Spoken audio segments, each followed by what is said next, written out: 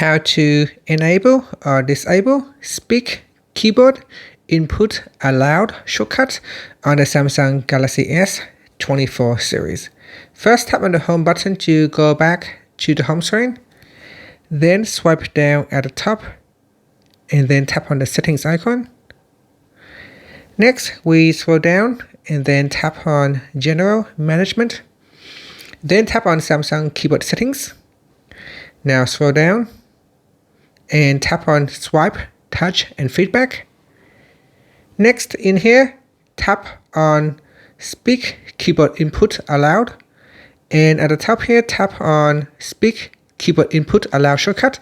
Tap on the toggle button to disable or enable Speak Keyboard Input Aloud shortcut. This will add the shortcut to the accessibility button, and you can access that by simply tapping on the accessibility button in the navigation bar. And this will allow you to turn it on or off.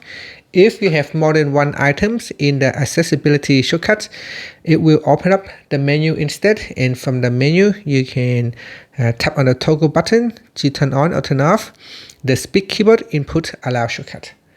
And that's it. Thank you for watching this video.